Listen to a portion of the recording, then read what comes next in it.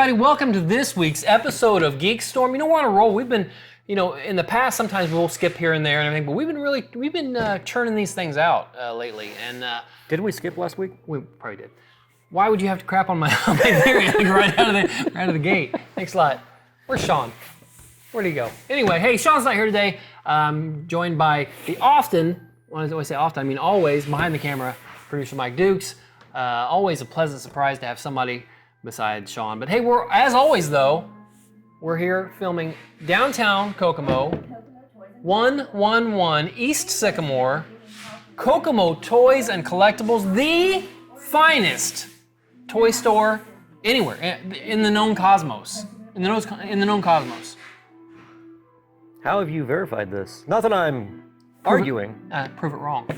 Anyway, that's how you do things. If you can't prove something, you say, hey, prove it wrong, because you can't prove a negative. Oh yeah, I'm gonna make a call. Who you gonna call? Okay, who you gonna call? Speaking of who you gonna call, hey, did you see the clip of Ivan Reitman and Bill Murray watching a clip of the new Ghostbusters movie? I did not. It's pretty cool. It's the two of them Skyping, or doing whatever they do, Zooming. And so you just see basically Bill Murray watching this, and it's a very short scene of Paul Rudd in a convenience store. Oh, the one that they showed recently with the little Stay Puffs? Yes. I just saw that a couple days ago. Is it old? A couple weeks. Okay, well, that's not too bad then. Anyway, I thought that was kind of cool. And he seemed genuinely giddy about it. He liked it, From what I've read, he, I guess initially he was like, what? Mm-hmm. Why? Mm-hmm. But then after he read it, he thinks it's the best one since the first one. Wow, that's great. So anyway, that's a little Ghostbusters news for you to get us started off. But anyway, this week, a lot's happened, but nothing huge. We've got dropping today as we film this is the finale of Falcon Winter Soldier. You haven't seen it yet. I have. We won't talk too much about it, other than I'll just say that it was a satisfying ending. I'll say the post-credit scene was kind of run-of-the-mill. wasn't a jaw drop or anything, but stick around for a post-credit scene. But overall, it's been a great series.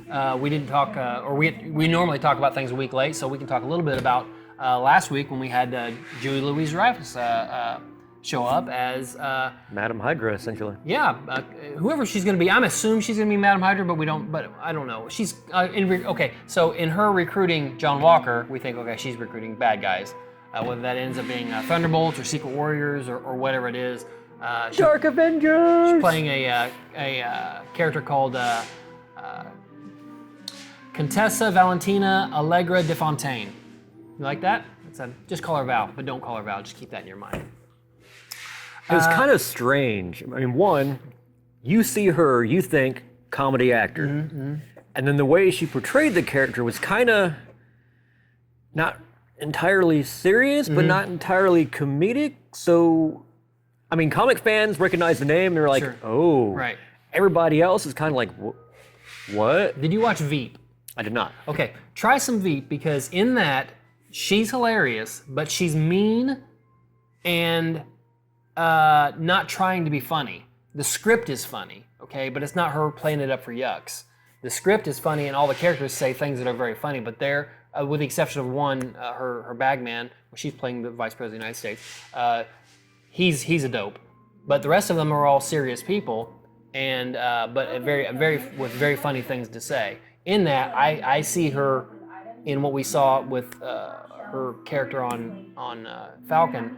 A little bit of that. She's saying some funny kind of snide remarks that are meant to be funny, but I don't think she means them as funny. I think she's being just kind of not mean, but being serious. You know what I mean? I don't know if I can describe that correctly, but anyway, she's great. Julie Louis-Dreyfus, award-winning, and has a long history of some very funny stuff in whether you say Seinfeld or Veep. If you haven't checked out Veep, man, check it out. I'll give you my HBO Max password. Not you the viewer. I'll do anything for you.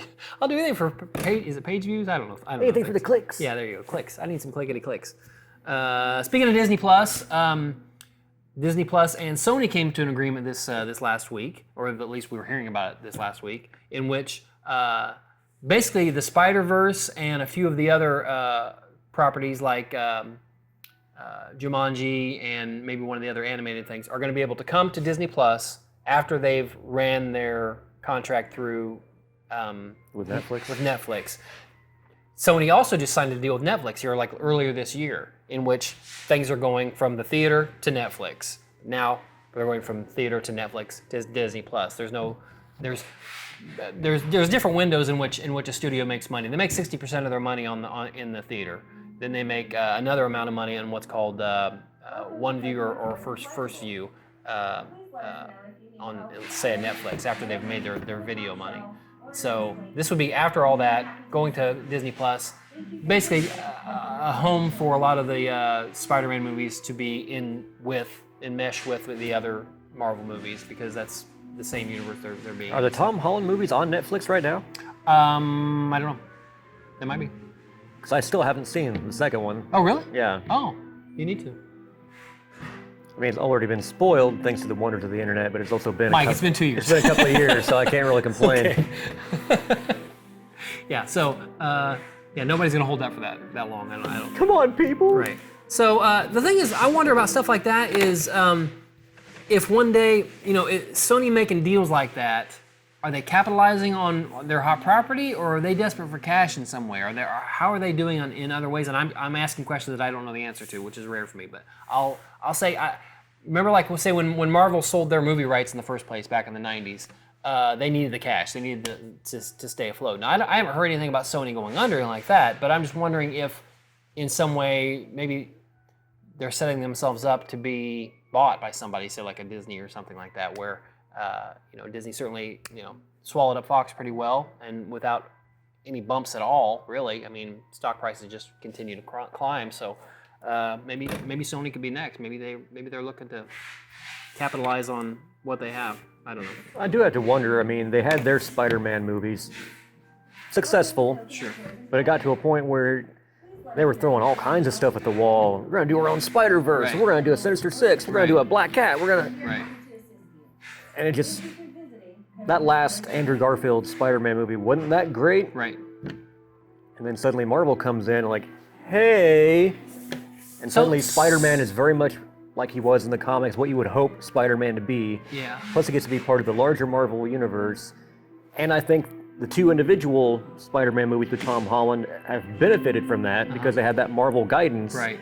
It's not just someone going, I know Spider-Man. Right, exactly. And honestly, the Maguire movies and the Garfield movies, they suffered from the growth from basically zero to where we are now in social media. In that, I don't know anybody that when Day and Day came out, I don't know anybody that didn't like the first Spider-Man movie. Okay, second and third, things started to get rough because again, they weren't as great of movies. I think Spider-Man 2 holds up. But certainly the third one wasn't as good. But also, that's when you had kind of the growth of message boards and Yahoo groups and things like that, where people were getting online more and discussing things like that more. And that's when hatred seems to breed. Where you get on the internet and you're able to say things to people that you'd never talked to before, but also with the security of being behind a keyboard. So We also had that classic issue of first movie makes money. Yeah. Second movie makes some pretty good money. Third movie, studio steps in and says, we've got a great idea to make more money. Because originally Sam Raimi wanted nothing to do with Venom. Right, He wanted to exactly. stick with the classic foes. Yes. And we're like, no. Venom's popular. My kid loves Venom, Yeah. so we need to get him in there. Sandman, yeah, whatever, but Yeah. Venom is where it's at. Right. We got our finger on the pulse. So that's regardless. The movies were good at the time. Obviously, we and as things should be, they get better and It better. gave us the dancing Peter Parker meme. Yeah, that's why you do things like that. So, let's see. Did you see the Shang-Chi trailer? I Shang-Chi. did. I enjoyed it. The first time I watched it, I was like eh.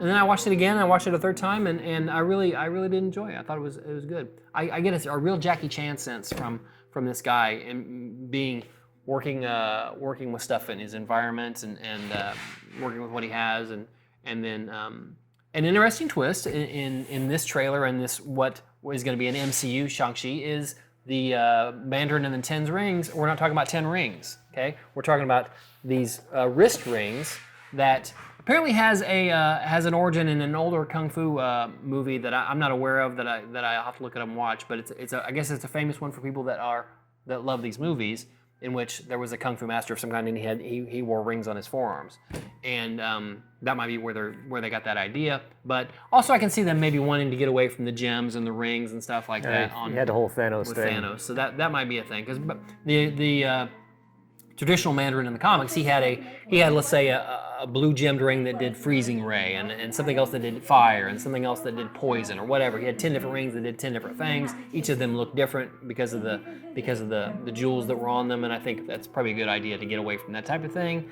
You don't want it to be a MacGuffin type of situation where somebody's trying to get one or collect them all or whatever like that. So this appears to be these big armband rings that do something. I don't know what yet. They give the Mandarin some type of power, and it seems to me that he wants to pass that power along to his only begotten son, Shang-Chi, and there's the sister involved too. So there's gonna be some family drama, it looks like, and I'm really looking forward to this. It's gonna be, as far as like super powery, it's gonna be toned down a little bit, although we are probably going to see some iteration of Fin Fang Foom, which would be pretty fantastic. If you don't know who Fin Fang Foom is, he's basically just a giant dragon that wraps around the world. I mean, it's not a big deal.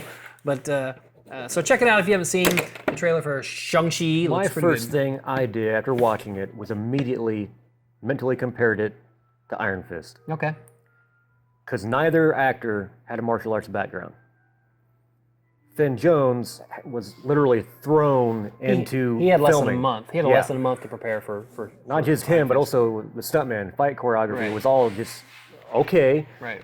Didn't have a chance. This guy, he said he was training for 6 months up and before filming, and then 4 hours a day during filming.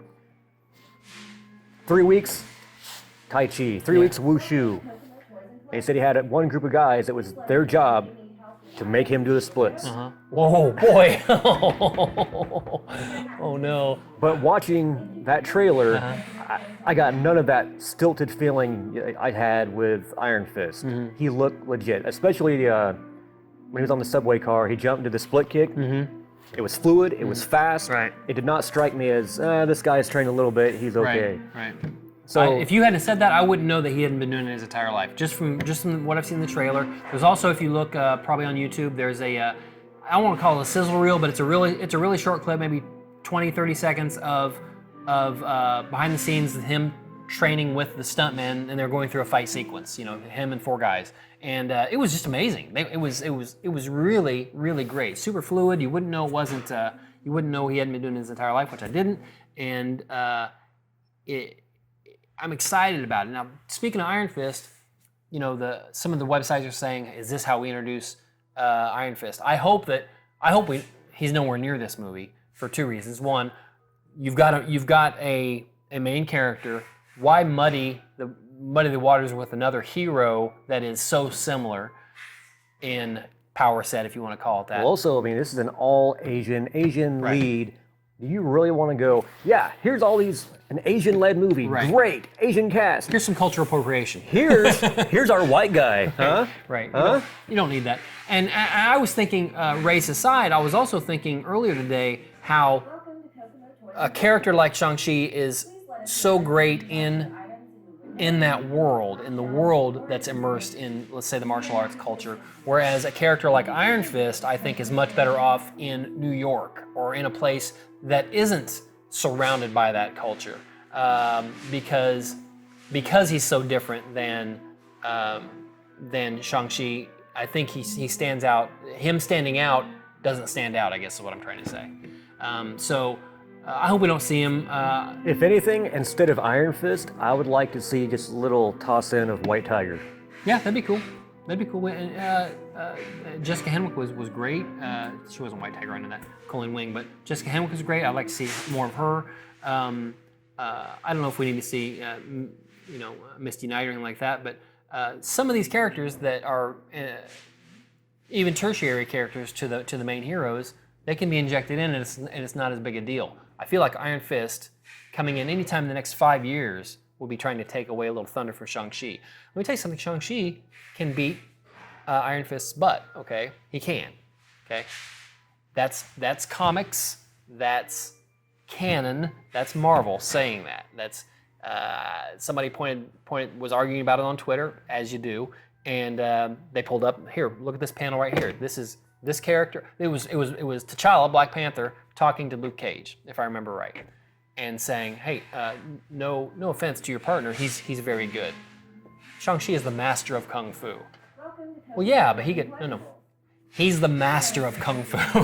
Okay, so that's that character saying that, and you can say, well, they can make characters say anything. Yes, they can make characters say anything. That writer decided to say that, which means that editor thought it was okay, which means that editor-in-chief thought it was okay, which means Marvel says it's okay. So that's the way it is. He's better than Iron Fist. I mean, come on. Spider-Man lost his spider sense temporarily. Shang-Chi is the one who taught him a new form of fighting to get around that. Nice. He didn't go to Iron Fist and say, hey, can I get the glowy thing you got? When you got the glow. Let's be honest, okay? Show Enough could beat Iron Fist. Oh. Okay? Who's the master? I see a new meme. Who's the master now?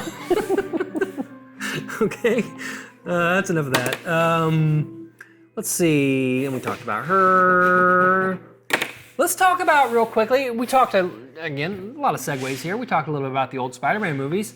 So it's been a not-so-secret that... Secret, I got a secret. Nice. Who's that? Who's that? You don't know. I can't. I don't know either. It just popped in my head. Okay. Spider-Man #2, which I thought was a decent movie. Alfred Molina as Dr. Octopus was great.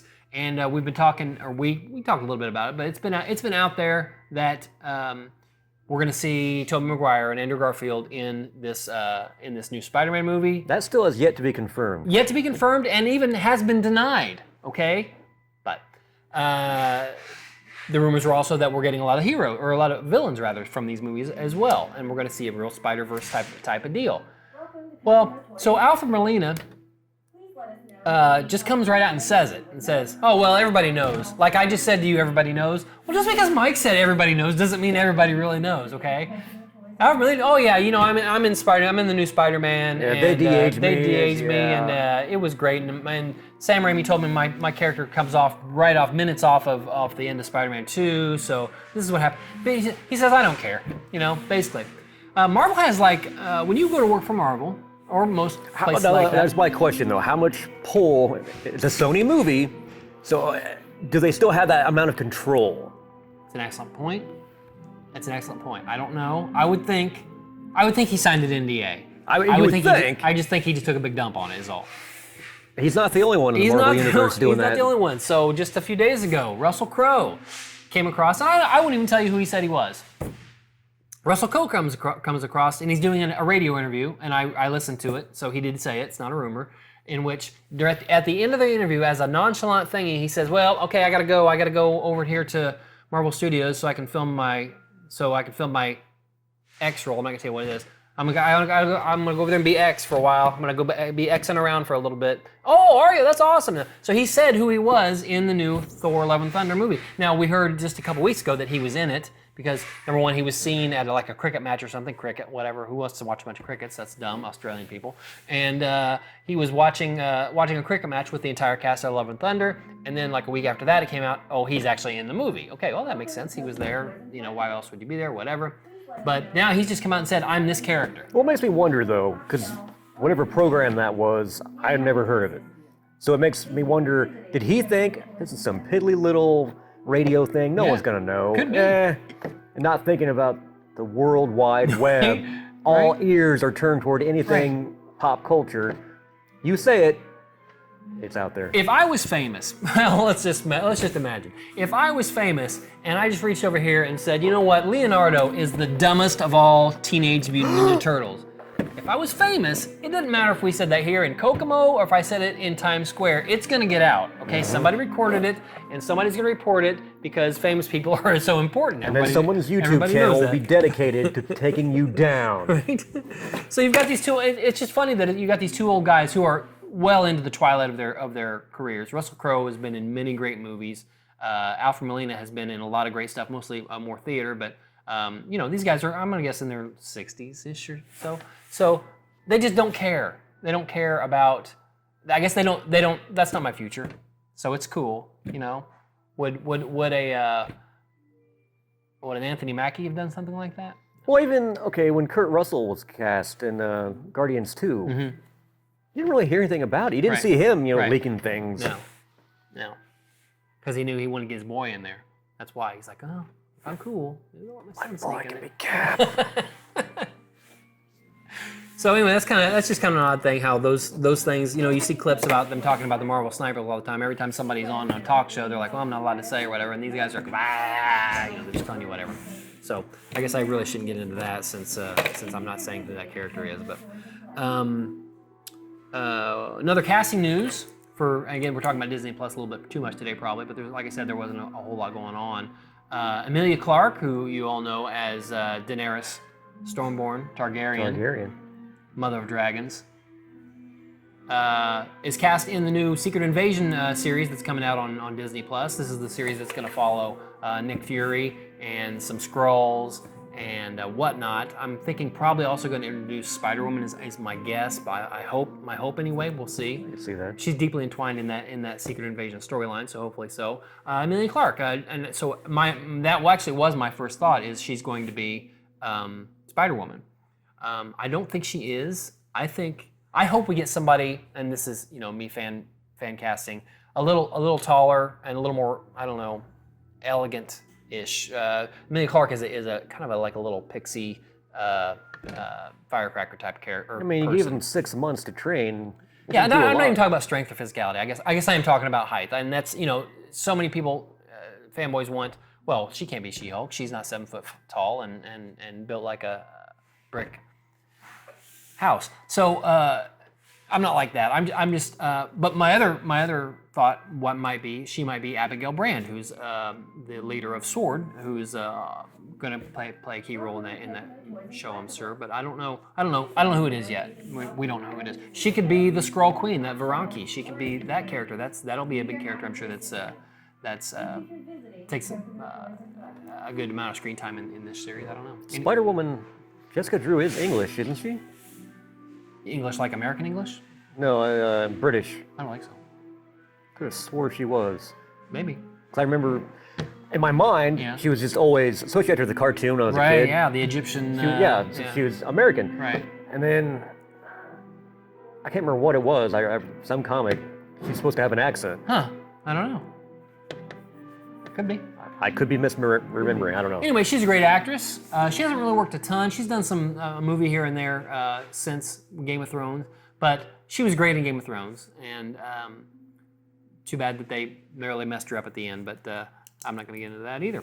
But she's Marvel continues to knock it out of the park as far as casting goes. As far as I'm aware. I've never seen, and John Walker specifically. Okay, when you got Wyatt Russell, who I really liked in Overlord. I liked him in he was in some quirky A&E TV series about like a lodge. I think it was called Lodge 54 or Lodge 43 or something like that.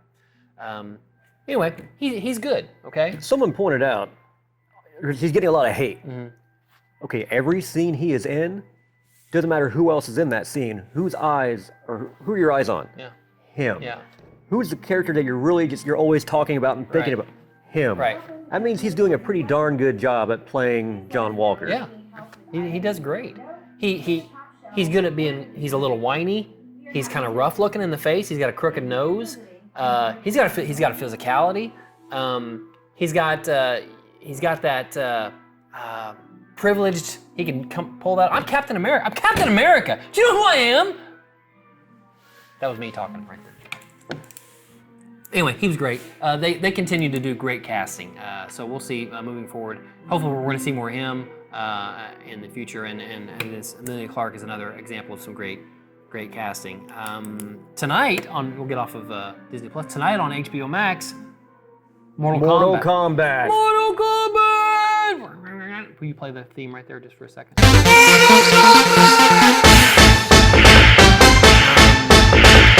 I saw the first movie when it came out. I don't think I saw any of the sequels when they came out. And this is in the 90s probably. I liked, like many, I was a fan of Raiden. And then when they cast Christopher Lambert as Raiden, I thought, okay, that's kind of weird, but I like Highlander. Everybody likes that, so I watched some of that. But this looks a lot more serious, a lot less tongue-in-cheek, I guess.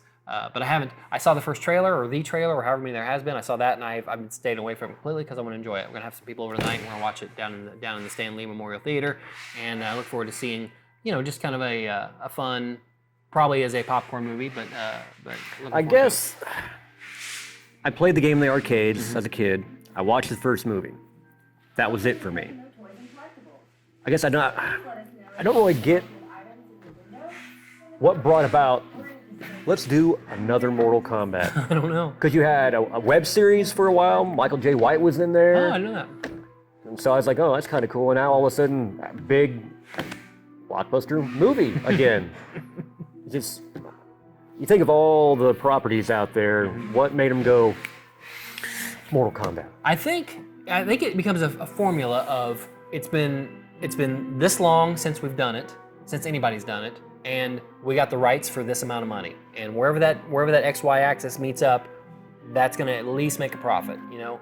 Whatever it is. Let's call it, whether you say Ghostbusters or whether you say Mortal Kombat or there's a number of things. Powerpuff Girls, for crying out loud. Any of that stuff. If they think there's an audience and it's got a popularity, especially in today's geek culture, then they give it a shot and see. I'll say they must have some confidence in it. Whether at some point the guy who's playing Sub-Zero signed a four movie deal, so they've got plans for more of whatever. From what I've read, the ending leaves it wide open for more. That's cool. That game became popular as I was kind of moving away, me personally moving away from coin-op games, and I also noticed the kids, the people that were playing the game, the stand-up Mortal Kombat at that time were so sweaty about it. They were so into it and like, oh, they know up, down, left, right, whatever. They know that stuff, and I don't know that stuff. So if I go over there, I'm gonna get whipped up on, and I'm gonna be done. Wasn't it the first game that used photo? Yes. Yeah. It was all realistic. It was all this. It was this pose, this pose. It was very.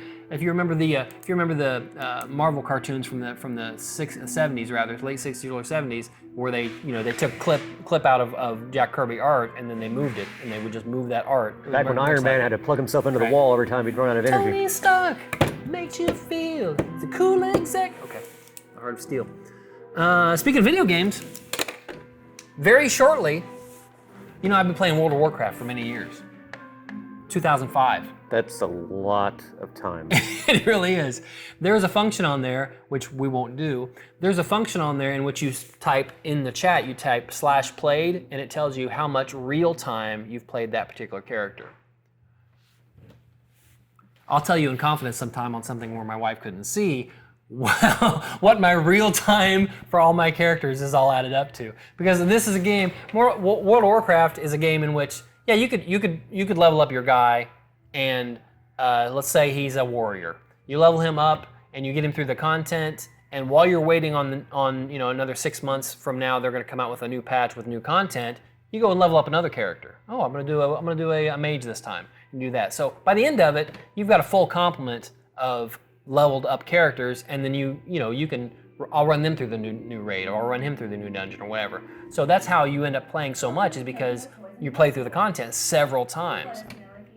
So, a few years ago, there was chatter about the World of Warcraft Classic. Okay, when the game first came out, it was level 0 through 60. You leveled your guy up to 60, and that's where it was, and that was the big raid. And then 2 years later, they came out with an expansion, and you got up to 70. And then 2 years later, they came out with another expansion. You got up to 85. 2 years later, and on so on, so on, so on.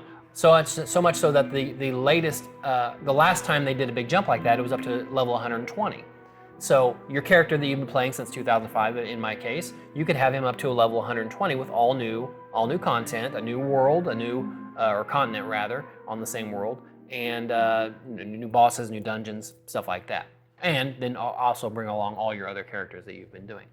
Anyway, in the last few years, people were clamoring for what they ended up calling World of Warcraft Classic, in which they took the original pre-patch game, let's call it version 1.0 for lack of a better term, your 0 through 60 with no changes whatsoever, and they wanted to play that again. Now people were doing it on private servers, but they wanted it to be something that millions of people would play, so they did. They, at no additional cost, Blizzard added to your subscription World of Warcraft Classic, in which you could start a new character, and everything's exactly how it was. The idea was to make it no changes whatsoever in World of Warcraft Classic, which is incredibly hard to say. They did make a couple minor tweaks, but nothing like what's called retail now. Retail is like the level 120. Okay, so in retail you can buy mounts with real money. You can do a lot of things. There's all kinds of, you can do what's called a transmog, meaning, yeah, I just got this piece of armor, but it's green and it's spiky, and I don't like green and spiky, but I want the stats of that armor. Okay, so what I can do is I go to a transmogrifier and have it. I can have that piece of brand new gear that looks kind of weird but off. I can have it made to look like anything I want to, anything that I've already collected in the past. Again, that's just another use of the economy in the game. Regardless, to make a long story short, they are now adding a patch to the next expansion to World of Warcraft Classic, which would have been the first expansion they did back in 2008, I'm guessing, the Burning Crusade. I say all that to say this. I got a beta key for it a couple days ago, so I can go in and play in new characters that are going to be erased when the actual thing drops, but I get to test out the beta for this World of Warcraft Classic, the Burning Crusade expansion. Whoa, what a story.